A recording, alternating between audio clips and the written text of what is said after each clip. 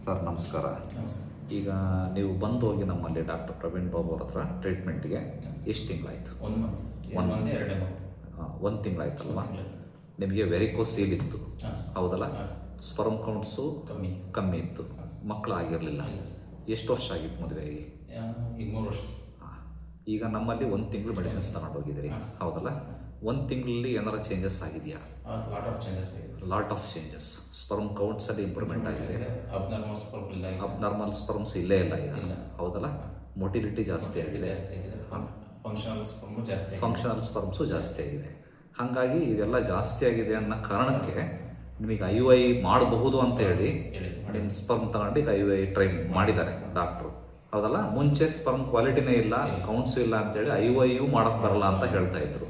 Correct ತಾನೆ? ಈಗ 1 ತಿಂಗಳು ನಮ್ಮಲ್ಲಿ ಟ್ರೀಟ್ಮೆಂಟ್ ತಗೊಂಡಾದ್ಮೇಲೆ ಸ್ಪರ್ಮ್ದು ಎಲ್ಲದು ಕ್ವಾಂಟಿಟಿ ಕ್ವಾಲಿಟಿ ಎಲ್ಲದು ಇಂಪ್ರೂವ್ಮೆಂಟ್ ಆದಮೇಲೆ ಈಗ IUI ಮಾಡಿದ್ದಾರೆ ಅಲ್ವಾ? ವೆರಿಕೋಸೀಲ್ ಕೂಡ ಇತ್ತು. ಆಮೇಲೆ ಒಂದು ಟೆಸ್ಟಿಸ್ ಅಷ್ಟೇ ವರ್ಕ್ ಮಾಡ್ತಾ ಇರೋದು, ಇನ್ನೊಂದು ಟೆಸ್ಟ್ ವರ್ಕ್ ಮಾಡ್ತಾ ಇಲ್ಲ. ಕರೆಕ್ಟ್ ತಾನೆ?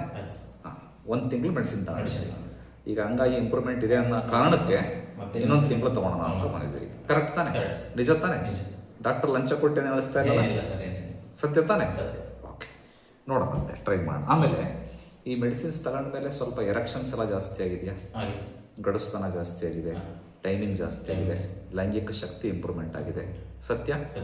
ಓಕೆ, ಒಳ್ಳೆಯದಾಗಲಿ. ವೆರಿಕೋಸೀಲ್ ಇರೋ ಅಂಥವ್ರಿಗೂ ಕೂಡ ಆಯುರ್ವೇದದಲ್ಲಿ ಇಂಪ್ರೂವ್ಮೆಂಟ್ ಆಗುತ್ತೆ ಅನ್ನೋದಕ್ಕೆ ನೀವೇ ಉದಾಹರಣೆ ಹೌದಲ್ಲ? ನೀವು ಬಂದಾಗ ಹೇಳಿದ್ ನಾನು ಕೊಡ್ತೀನಿ, ಬಟ್ ಅದು ವೆರಿಕೋಸಿಲರ್ಗೆ ಏನಾಗುತ್ತೆ ಗೊತ್ತಿಲ್ಲ, ದೇವ್ರ ಪ್ರಯತ್ನ ಮಾಡ್ಕೊಡ್ತೀನಿ ಅಂತ. ವೆರಿಕೋಸಿಲರ್ ಇದರಿಂದ ನಿಮಗೆ ಗ್ಯಾರಂಟಿ ಹೇಳಕ್ಕಾಗಲ್ಲ.